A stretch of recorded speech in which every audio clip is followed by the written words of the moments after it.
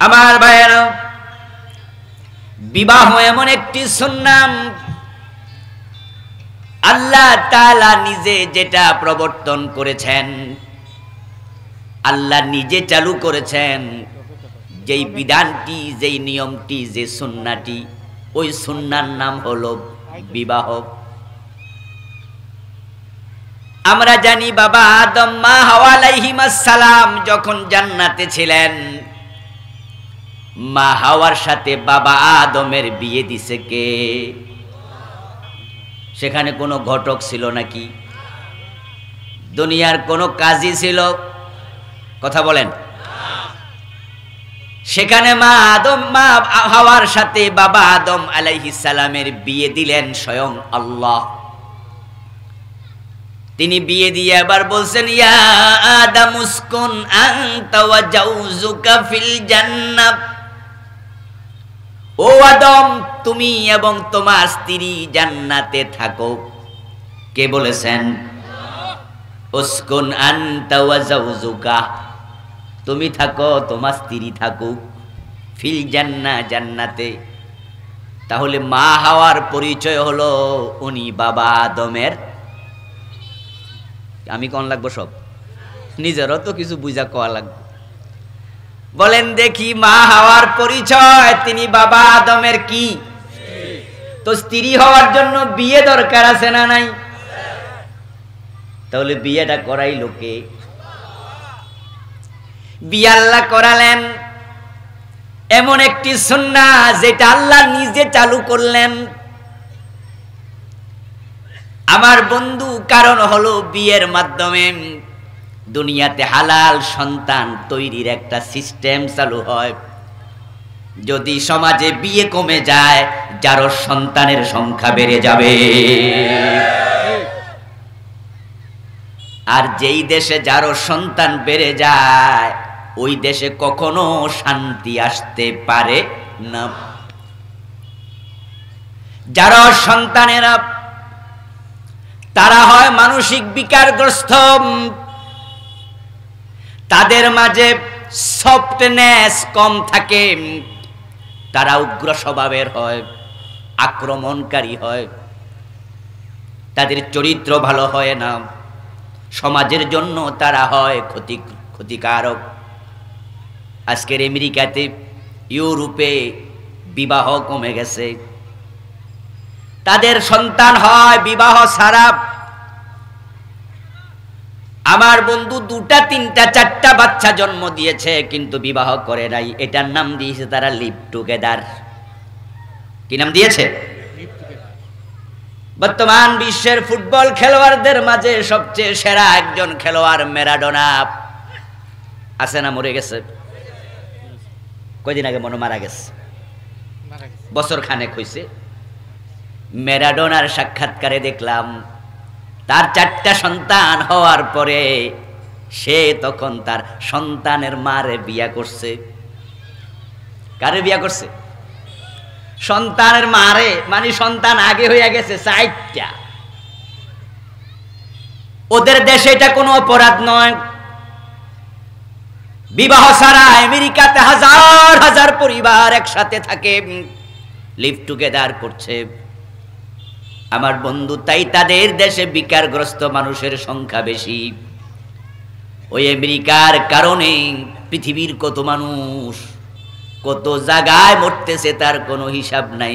Hiroshima Nagasaki থেকে শুরু করে আজকের দিন পর্যন্ত বসনিয়ায়, চেচনিয়ায়, সোমালিয়া, কাশ্মীর, আলজেরিয়া, ফিলিস্তিন, পৃথিবীর যেখানে দেখবেন, ইরাক, ইয়ামান, সিরিয়া, যেখানে মারামারি হচ্ছে সেখানেই আমেরিকার হাত আছে।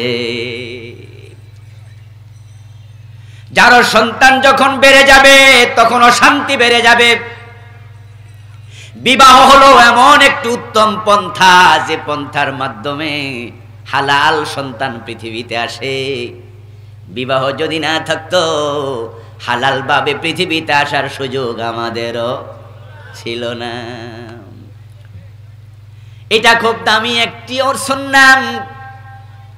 এই জন্য পৃথিবীর সব ধর্মের মানুষের মাঝে এই সুন্নাহর একটা প্রভাব আছে।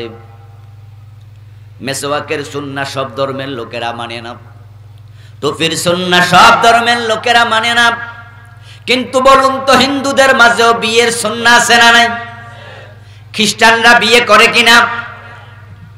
ইহুদিদের মাঝে বিবাহ সিস্টেম আছে না নাই? ইভেন বন্ধু যারা নাস্তিক, আল্লাহরে মানে না, তাদের মাঝেও বিয়ের নিয়ম আছে।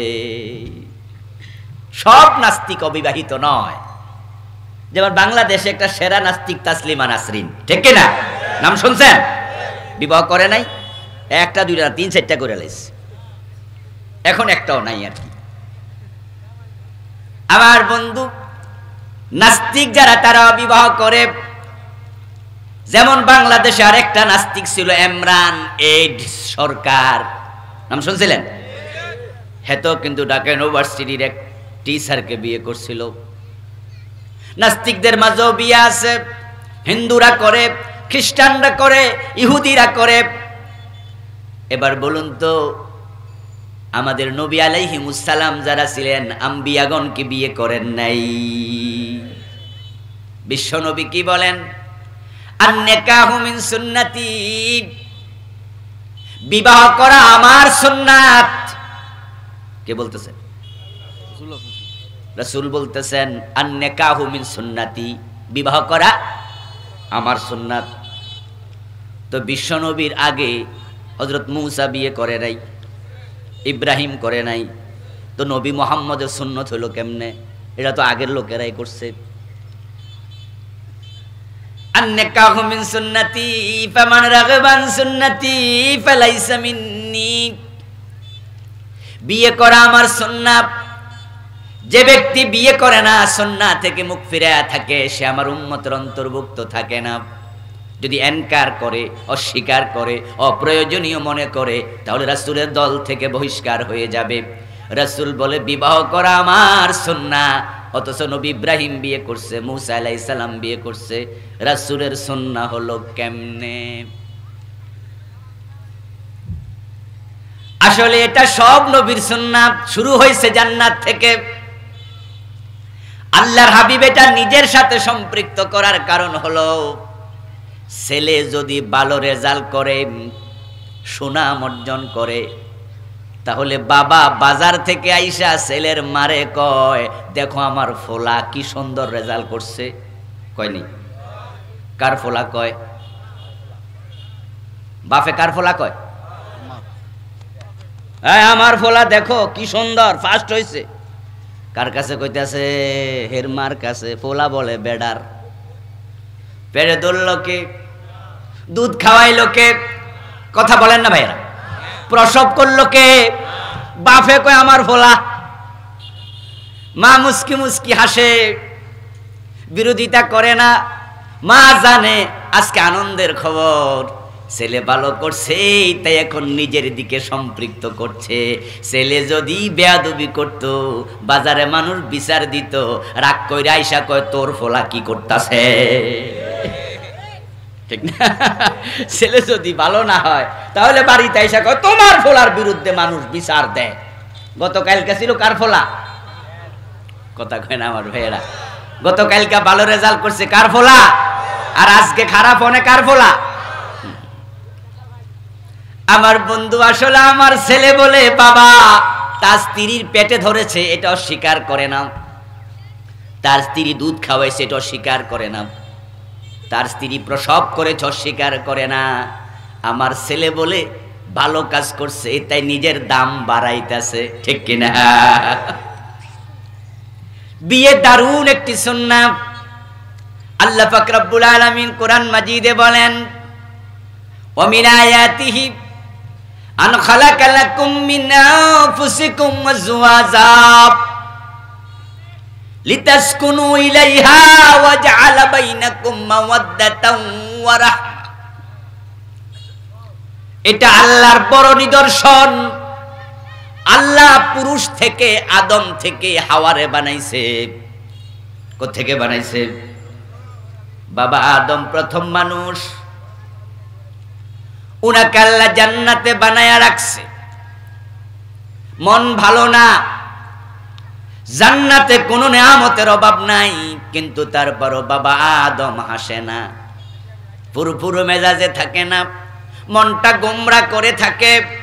আল্লাহ তাআলা বুঝলেন আদমের মাঝে একটা শূন্যতা বিরাজ করছে।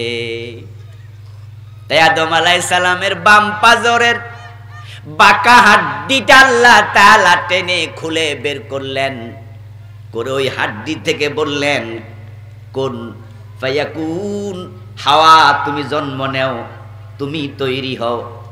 তখন ওই হাড্ডি থেকে মা হাওয়ার জন্ম হয়ে গেছে।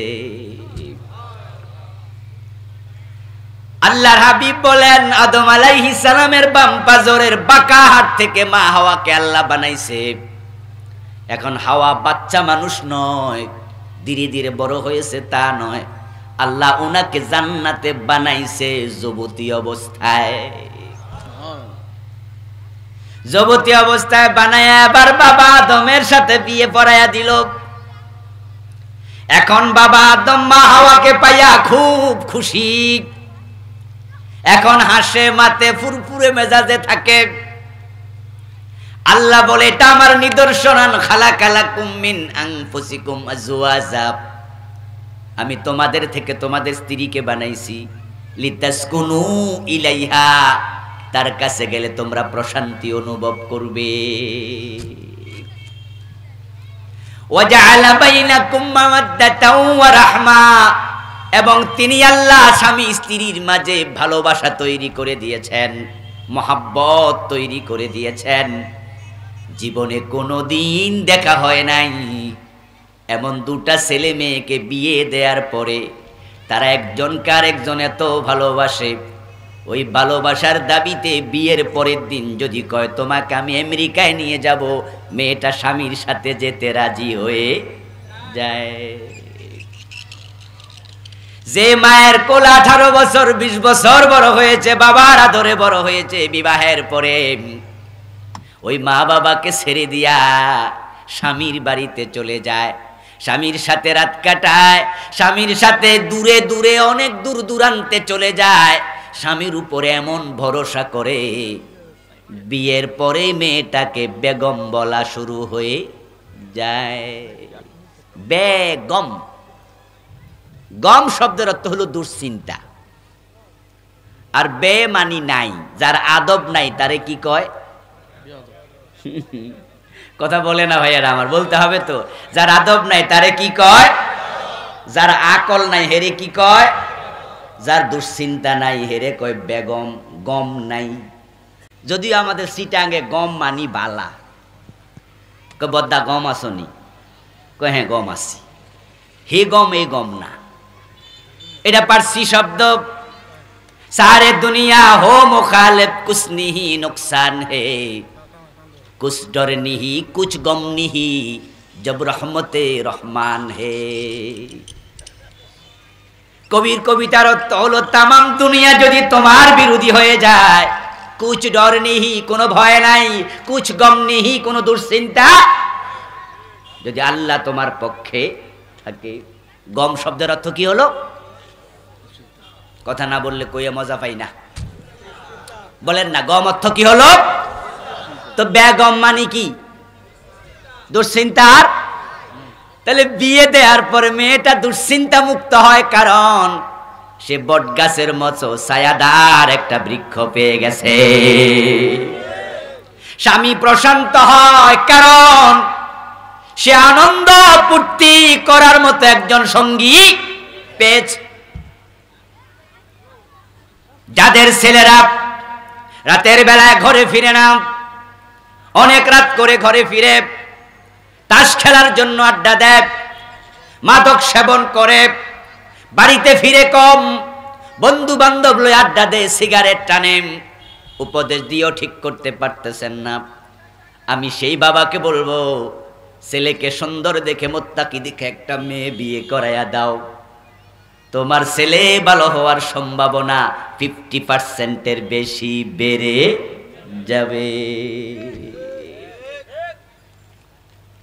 বন্ধু বান্ধবের সাথে আড্ডা দিয়া যেই মজা সে পেত, বিয়ে করার পরে আল্লাহ তাআলা তার সঙ্গিনীর মাঝে আল্লাহ বলে আমি নিজে প্রশান্তি মজা তৈরি করে দেই। এজন্য সন্তানরা যারা পথহারা বিয়ে করে দেবেন, কিন্তু পরিতাপ পরিতাপ আমার বন্ধু, এখন বিয়ের সুন্নাহটা আস্তে আস্তে আমাদের মাঝেও লোপ পাইতেছে। ডাইরেক্ট শেষ হয়ে গেছে তা নয়, এখন বিয়ে অনেক দেরিতে করে। আগে বাড়ি, তারপরে গাড়ি, তারপরে নারী। হ্যাঁ, আগে ক্যারিয়ার বিল্ড আপ করে, লেখাপড়া করতে করতে 25-30 বছর শেষ, চাকরি পাইতে পাইতে খুঁজতে খুঁজতে আরো 2-3 বছর শেষ। চাকরি পাওয়ার পরে বাড়ি করো, গাড়ি করো, এস্টাবলিশড হও, ক্যারিয়ার বিল্ড আপ করো, বয়স হয়ে যায় 38-40, তারপরে বিয়ের দরকারটা কি?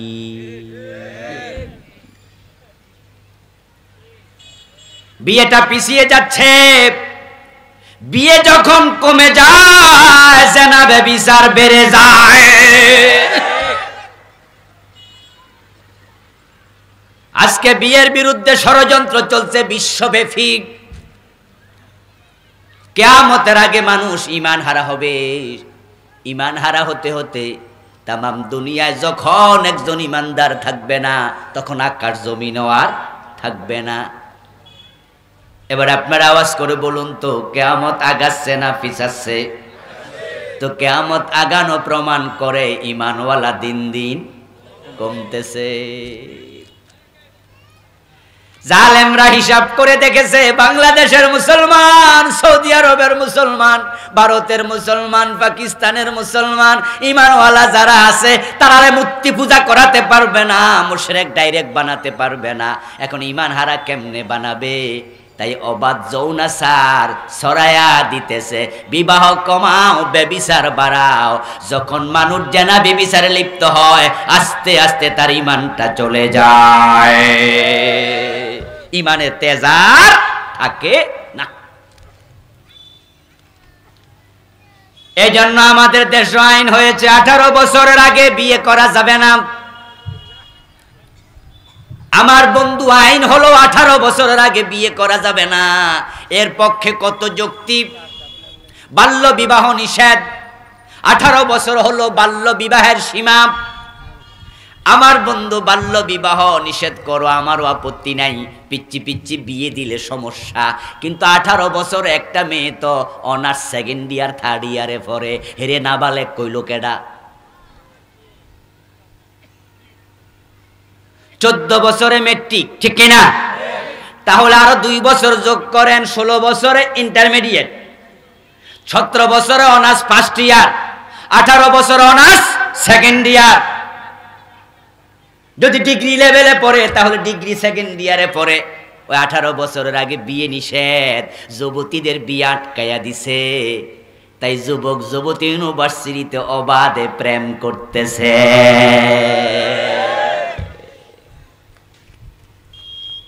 14 ফেব্রুয়ারি বিশ্ব ভালোবাসা দিবসের আগমন ঘটছে। ডিসেম্বরের 31 তারিখে 31st নাইট পালন হবে। ছেলেমেয়েরা অবাধ প্রেম লীলায় মত্ত হবে। আইন হয়ে গেছে মুসলমানের বাংলাদেশে 18 বছরের আগে বিবাহ নিষিদ্ধ। আপনাদের কাছে জানতে চাই, 18 বছরের আগে প্রেম নিষেধ করছে নাকি? ওটা নিষেধ করলো না কেন? যেটা নিষেধ করা দরকার সেটাকে করে না।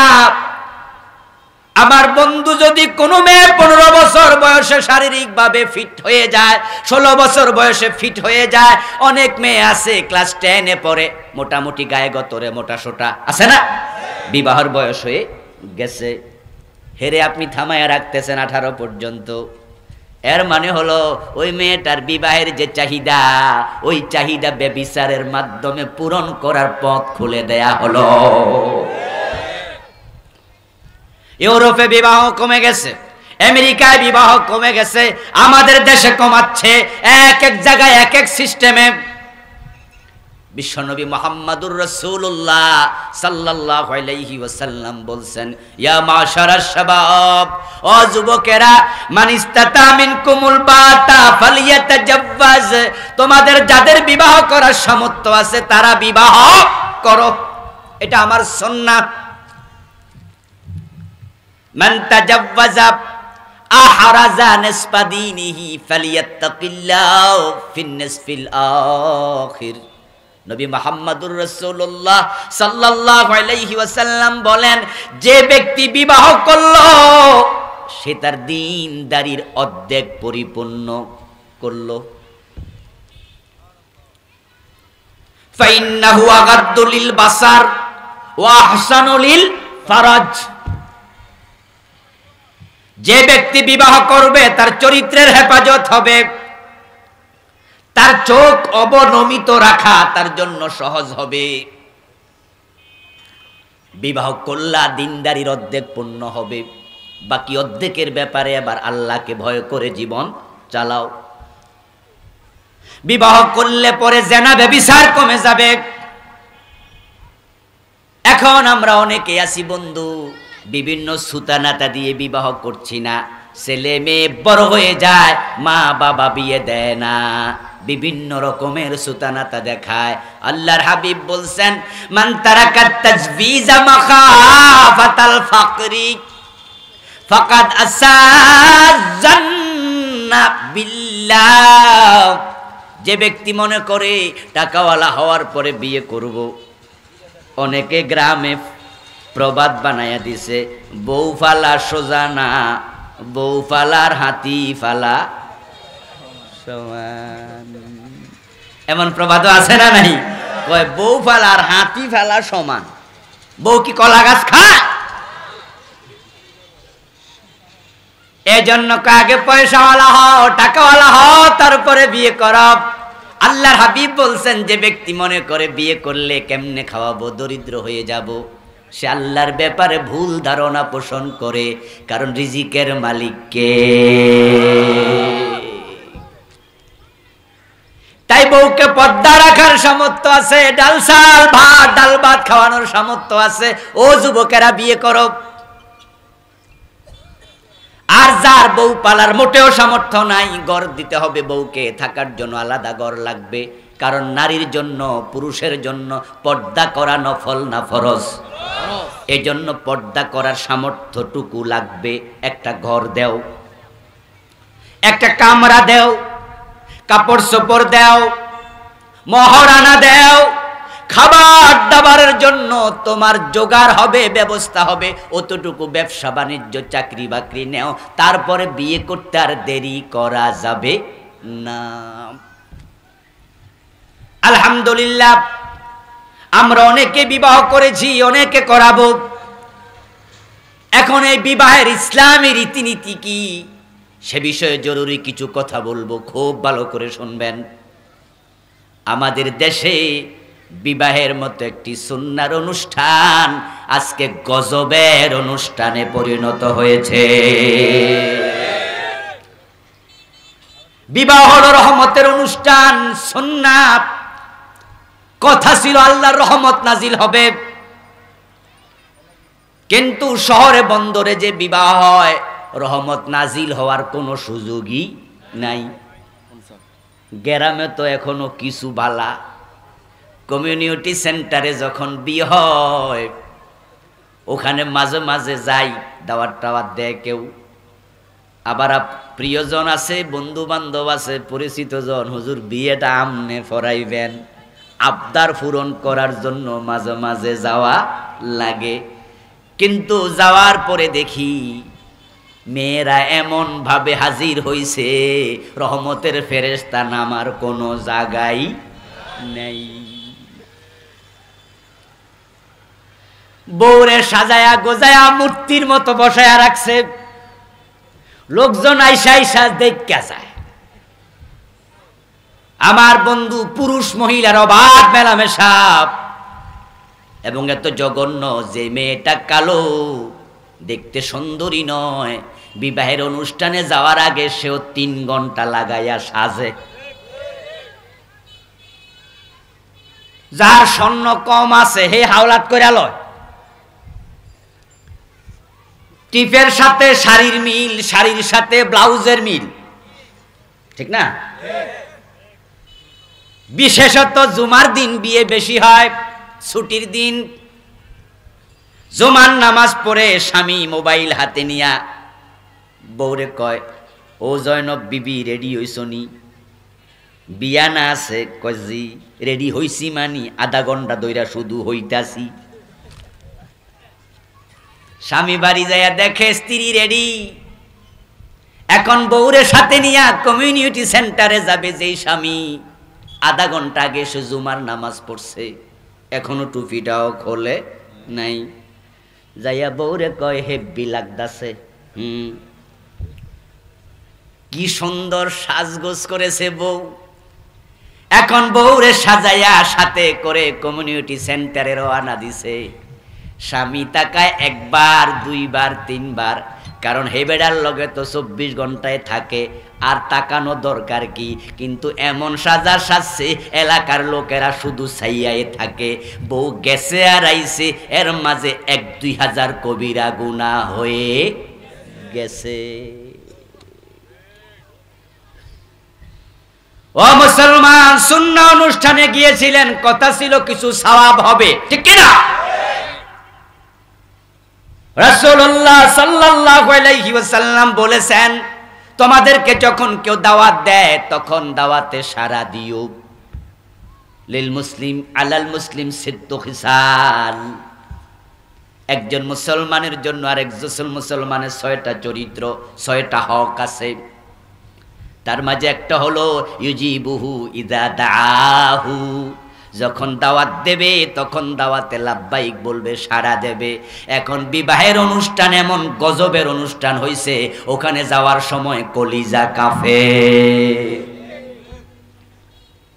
নিজের চোখ হেফাজতের পরিবেশ নাই, লাখ লাখ কবিরা গুনাহ হয়ে যায় একটা বিবাহের অনুষ্ঠানে। মুসলমানের বিয়ে না হিন্দুর বিয়ে তফাৎ করার কোনো সুযোগ নাই। ডেকসেট বাজায়, হলুদ সন্ধ্যা করে, ছেলে সাজাতে মেয়ে যায়, মেয়ে সাজাতে ছেলে যায়, আরো হরেক রকমের কবিরা গুনাহ বিবাহ উপলক্ষে কায়েম হয়ে গেছে। অথচ এটা রহমতের অনুষ্ঠান ছিল। ও দোস্ত, তোমার বউ বিয়ের দিন তুমি 1000 লোকরে দেখায়া দিলা।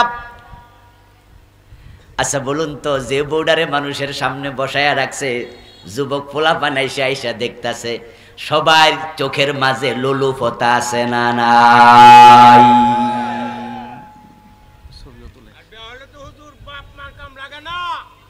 শাহওয়াতের নজরে তাকাচ্ছে, শাহওয়াতের এটাও কমু। চাচা ধৈর্য ধরেন, কমু তো আস্তে আস্তে, ঠিক না? হ্যাঁ, চাচা দুঃখের কথা কইছে, হয়তো চাচার বাতিজা না কইয়া বিয়া করে লাইছে। এখন বাপ মাও লাগে না, এমন বিয়া হচ্ছে, ঠিক না? পলায়া যায়, মনে চাইছে কইরা লাইছে, পরের দিন আবার তালাকও দিয়া লাইছে। বিবাহকে তামাশা বানায়া ফেলতেছে, ঠিক না? আমার মুসলমান ভাইয়েরা, আপনার স্ত্রীকে আপনি বসায় রাখলেন, যুবকেরা এসে দেখলো, যুবকেরা দেখলো, মানুষ দেখলো। হাদিস কি? হাদিস হলো আন-নাজরু সাহমুন মাসমুম মিন সিহামি ইবলিস। মানুষের চোখ হলো ইবলিসের বিষ মিশানো তীর।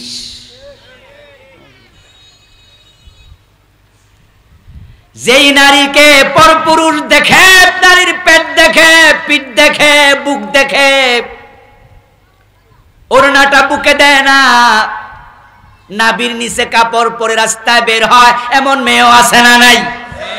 হাজার হাজার মেয়ে বুকে কাপড় দেয় না, বুকের সৌন্দর্য দেখাচ্ছে মানুষকে। আজকের মাহফিলে কিছু মা বোন আছে, তারা প্যান্ডেলে দূরে বসে শুনতেছে। আমার মা, তুমি শোনো, তোমার বুকের নিচ, নাভির নিচ, এই 1 হাত জায়গা বড় দামি, বড় দামি। এই জায়গায় আব্দুল কাদের জিলানীর জন্ম হয়েছে, ঠিক কি না? ইমাম আবু হানিফার জন্ম হয়েছে তোমাদের পেটে। তোমার পেট যদি পরপুরুষের নজর পড়ে, ইবলিসের বিষ মিশানো তীর তোমার পেটে পড়বে। যেই পেট পরপুরুষ দেখে, ওই পেট থেকে ইমাম বুখারীর জন্ম হতে পারে না, ভালো সন্তান আসবে না। তোমার বুকের সৌন্দর্য ঢেকে রাখার জন্য আল্লাহ তাআলা কোরআন মাজিদে স্পেশাল আয়াত নাজিল করেছে, ওয়ালিয়াদরিবনা বিখুমুরিহিন্না আলা জুয়ুবিহিন্না। মেয়েরা পুরা শরীর ঢেকে রাখবে, এটা ইসলামের বিধান। আল্লাহ বুকের ব্যাপারে আলাদা আয়াত নাজিল করে বলে নারীরা যেন তাদের বুকের উপর অতিরিক্ত কাপড় দিয়ে দেয়। যে বুকের সৌন্দর্য পর পুরুষ দেখতেছে, ওই বুকের দুধ খাইয়া ইমাম আবু হানিফার মতো সন্তান হবে না। নজর হলো শয়তানের বিষ মিশানো তীরের মতো। এখন আপনার বউরে বিয়ের দিন আপনি খুলে রাখলেন, এই বউয়ের পেট থেকে ভালো সন্তান আশা করেন কেমনে? বিবাহকে কেন্দ্র করে যৌতুক নামক একটা অভিশপ্ত প্রথার চালু হয়ে গেছে, ঠিক না? এটা আজকে মহামারী। এটা হিন্দুদের মাঝে ছিল, এটা মুসলমানের মাঝে ছিল না। যৌতুক নেয়া ভিক্ষাবৃত্তির চেয়ে আরো নিকৃষ্ট কাজ। কিন্তু আজকে আমার সামনে যারা আছেন, যারা বিয়ে করে, যারা বিয়ে করায়, শতকরা 95 জনের বেশি যৌতুকের সাথে সম্পৃক্ত। কেউ ডাইরেক্ট খায়, কেউ ঘুরাইয়া গারাইয়া। আমরা কিন্তু চৌধুরী বংশের লোক, আমাদের বংশে যৌতুক নেয় না। তবে যদি আপনার জামাইরে একটা মোটর সাইকেল দেন, এটা আপনার ব্যাপার, ঠিক না? নতুন ঘর দিছি, আমনের মাইয়াই তো ঘরে থাকবে। যদি এক সেট ফার্নিচার দেন, মানুষ বালা কইবা আপনার মাইয়ার সুনাম। আমরা কিন্তু যৌতুক নেই না।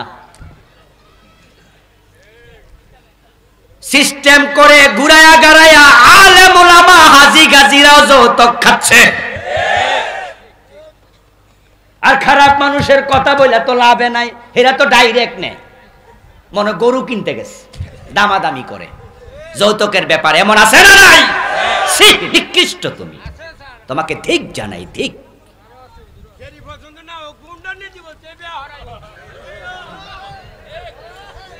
আর ভাইয়েরা, মনে হয় যেন এমন ভাবে দরদাম করে ছেলেটার শ্বশুর বাড়িতে বিক্রি করে দিচ্ছে।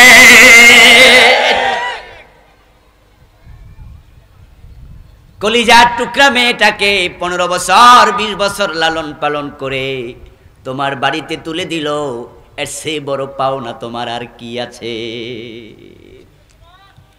আমার বন্ধু, বিবাহকে কেন্দ্র করে আরো কত কিছু চলছে। বিয়ে দেখার জন্য, মেয়ে দেখার জন্য যখন যায়, তখন মেয়ে দেখতে যায় শরীয়তের সীমা রক্ষা করা হয় না। দুলাভাই দেখে, স্বাস্থ্য ভাই দেখে, খালতো ভাই দেখে, পুরা এলাকার পাবলিক যে রিক্সাওয়ালা লগে গেছে হেতেও দেখে। এমন রেওয়াজ আছে না নাই? হ্যাঁ, মেয়ে দেখতে আইছি তো রিক্সাওয়ালা দেখবো না? হের হক আছে না? ওই যে টমটমওয়ালার সাথে গেছে, হেরে কো আই তুইও দেখা যা। শরীয়তের সীমা শুরু থেকে লঙ্ঘন শুরু, প্রথম থেকে শুরু হয়ে গেল। এই জন্য শরীয়ত বিয়ের ব্যাপারে যে দিক নির্দেশনাগুলো দিছে, ওগুলো ফলো করা দরকার আছে না নাই? আমার বন্ধু, বিয়েতে উকিল ফিতা নামে আর একটা ফেতনা আমাদের দেশে আছে। উকিল বাপ নামে একটা ফেতনা আপনাদের এলাকাও আছে না নাই? ওই বিয়েতে যে বেটা উকিল হয়, হে নাকি বাপ হইয়া যায়? কইলটা কেডা? বলল কে? আমার বন্ধু, উকিল পিতা, উকিল বাপ আপনি যাকে বানাইলেন, আচ্ছা সে কি মুহররম হইয়া গেল? শরীয়তের কোথায় আছে?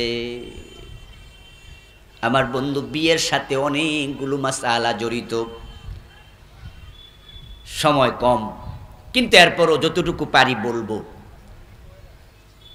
কারণ 15 মিনিট পরে আজান হয়ে যাবে। এই বইটা আমি লিখেছি, ব্যক্তি ও পারিবারিক জীবন ইসলাম, 450 উপরে হাদিস এনেছি। এই বইটা নতুন লিখছি 1-2 মাস আগে। আপনি আমার গাড়িতে আছেন, নেবেন। যত দিক ইসলামের পুরা জীবন গোটা অনেকটা এনে ফেলেছি আলহামদুলিল্লাহ। 250 উপরে আয়াত এনেছি। আমার বন্ধু, বিবাহের ব্যাপারে বিস্তারিত এনেছি। আমরা যখন বিবাহ করতে যাই, এই বিবাহের হুকুম নিয়ে আজকে দোটানা। কেউ বলে বিবাহ ফরজ, কেউ বলে বিবাহ সুন্নাহ, কেউ বলে মুস্তাহাব। আসলে কোনটা? আচ্ছা আপনারা বলুন তো, বিবাহ করা কি? বিবাহ করা ফরজ। তাহলে হযরত শাহজালাল ইয়ামানি তো বিয়ে করে নাই, বেডার খবর কি? হযরত শাহজালালের নাম শুনছেন না? সিলেটে আছে। উনি মুজাররাদ ছিলেন, অবিবাহিত ছিলেন, বিয়ে করে নাই। তো ফরজ তরক করে বেটা ওলি হইল কেমনে? বিয়ে করে নাই এমন অনেক আল্লাহওয়ালা পুরুষ পাওয়া যায়। আসলে ব্যাপার হলো, বিয়ে করা ফরজ সবার জন্য নয়।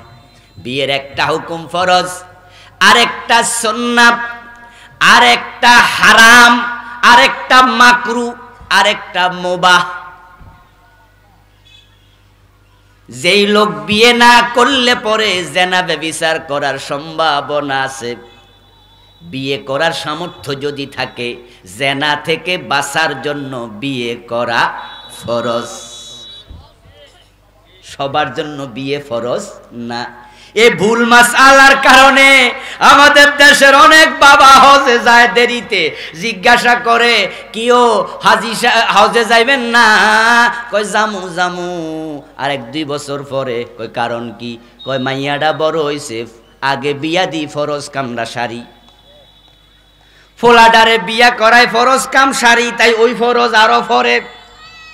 নারে দোস্ত, বিয়ে করা যে করবে তার জন্য ফরজ, তার জন্য সুন্নাহ, তার জন্য নফল। আপনাকে ফরজ ছেলেরে বিয়ে দেয়া কইল কে? এ জাতীয় ফতুয়ার কারণে অনেকে ফরজ হজটাও দেরিতে করে। বিয়ে করা ফরজ কার জন্য?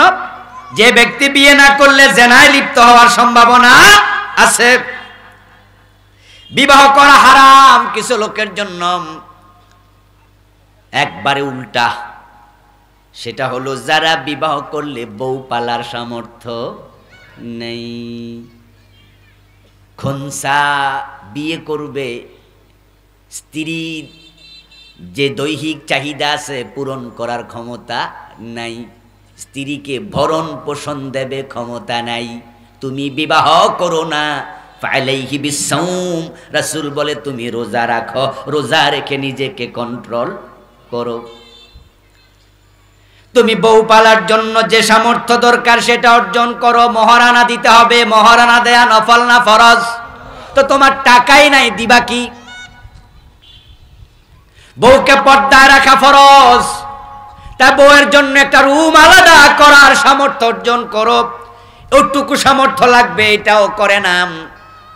একবারে প্রান্তিক অবস্থানে একদল আছে 3 তালা বাড়ি বানাইয়া করবে, আর একদল ঘর সারাই করালায়। আর এক বেডার মাইয়া বিয়ে করাবে, কারণ কি? বিয়ে করাইলে রিক্সা পাওয়া যাবে, যৌতুক হিসাবে,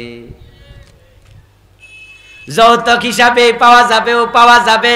সামর্থ্যহীন ছেলেকে বিয়ে করায়, ওই মেয়েটা বাড়িতে আইসা দেবর, আপনার ভাসুর, অমুক তমুক সবাইরে নিয়ে এক ঘরে ঘুমানো লাগে, আলাদা কামরাও নাই, পর্দার কোনো ব্যবস্থাই নাই। তাকে পর্দায় রাখা স্বামীর জন্য আবশ্যক। ওই সামর্থ্য তোমার হয় নাই, বিয়ে করা জায়েজ নাই। আমার বন্ধু, স্ত্রী যদি বেপর্দায় থাকে, স্বামী হবে দায়ুস। দায়ুস শব্দটা শুনছেন? দায়ুস জান্নাতে যাবে না, হাদিস। আর দায়ুস লা ইয়াদখুলুল জান্নাহ, দায়ুস জান্নাতে যাবে না। দায়ুস শব্দ শুনে নাই এমন এখানে একজনও থাকার কথা না। দায়ুস শব্দের সাথে পরিচিত, কিন্তু আমরা এই শব্দটা আমাদের দেশে পুরুষদেরকে বলি না নারীদেরকে বলি? ইসলামের কত ভুল প্রয়োগ দেখেন। দায়ুস শব্দটা হলো পুরুষবাচক, এটা নারীবাচক শব্দই না।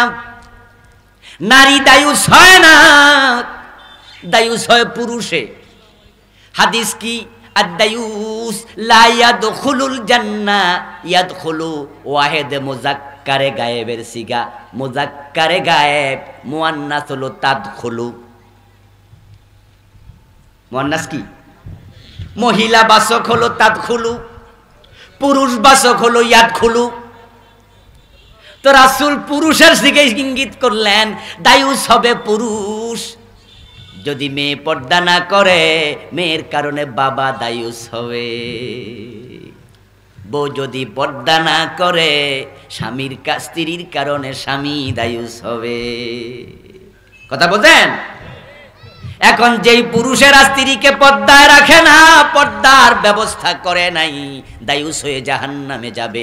জাহান্নাম থেকে বাঁচতে হবে, তোমার মতো পুরুষের বিয়ে করা দরকার নাই। তা আপনারা যারা আছেন বাবা, ছেলের বিয়ে করাবেন, এটা আপনার জন্য আবশ্যক। আপনার বৌমার জন্য আলাদা একটা কামরা দিতে হবে, যেখানে তার প্রাইভেসি মেইনটেইন করে সে থাকবে, পর্দা করবে।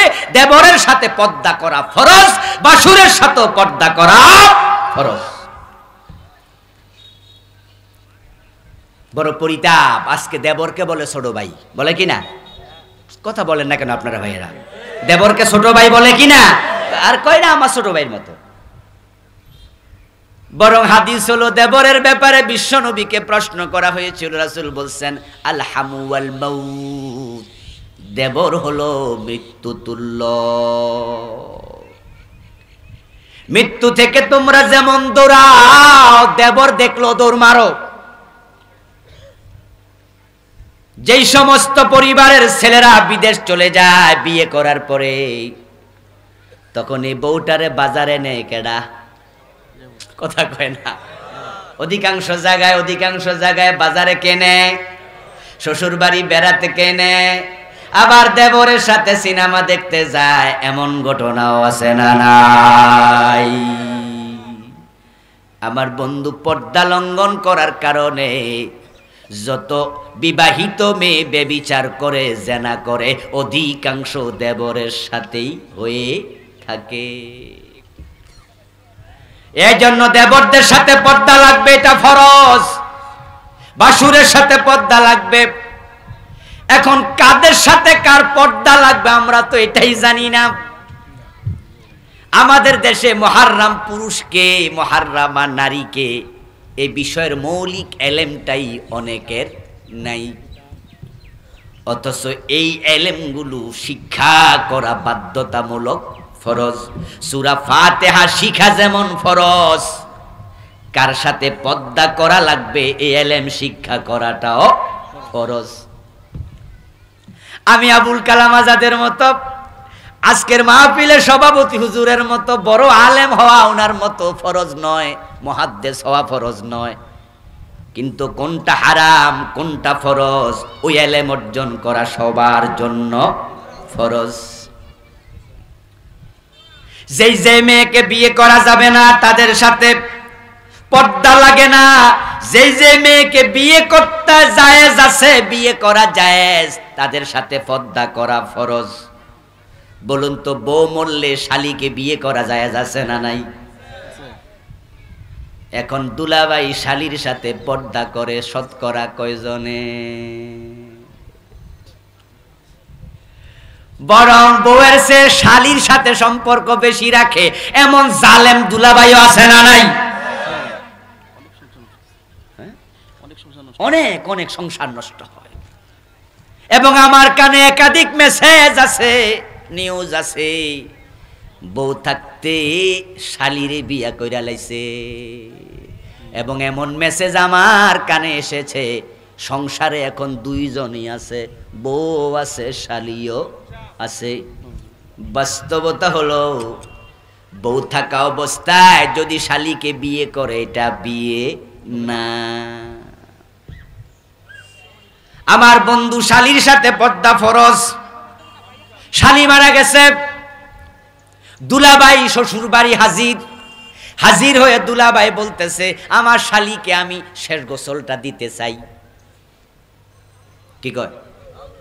এই কথা বলেন না কেন ভাইয়েরা? কি দিতে চায়? আমার শালীরা আমি শেষ গোসলটা দিতে চাই।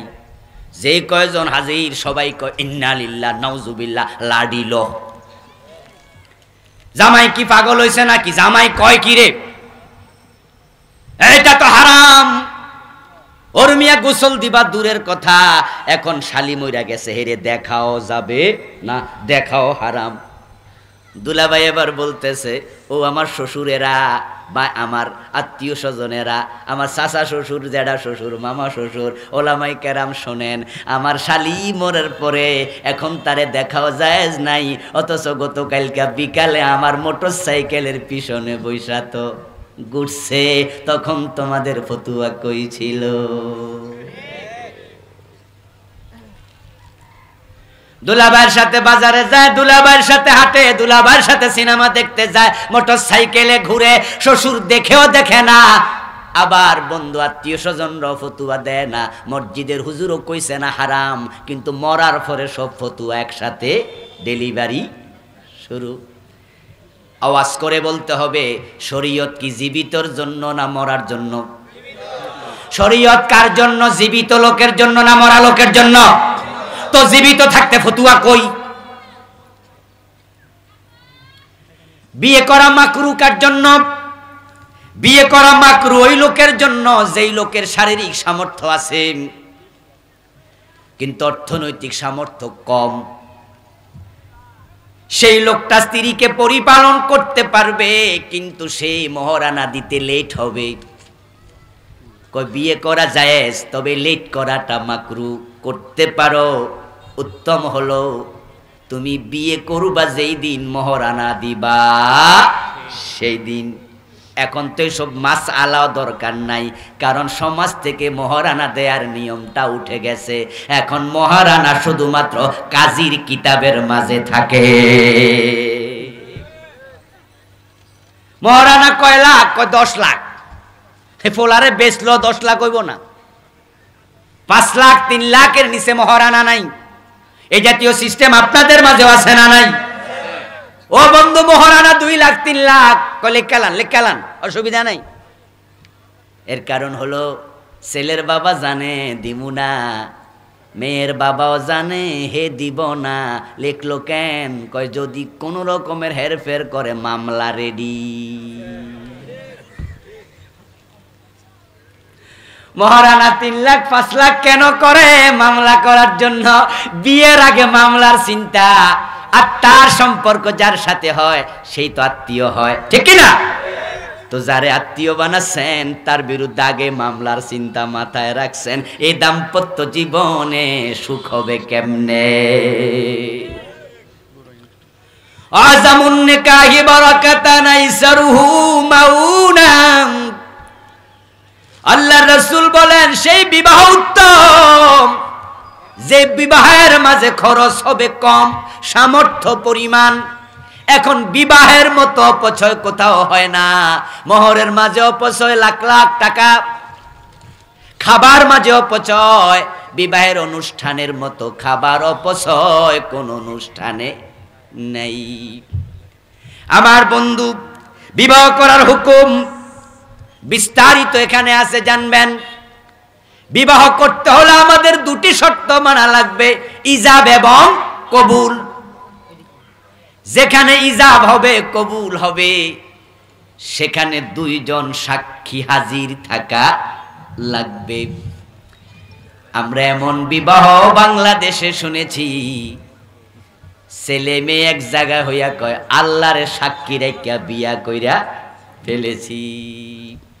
কান খুলে শুনুন, বিবাহের মাঝে 2 জন পুরুষ সাক্ষী যদি না থাকে বিবাহ হবে না। বিবাহ হওয়ার জন্য শর্ত কোন আওয়াজ হবে না? আজান? আচ্ছা, একটু আজানের সময় দিচ্ছি আমরা।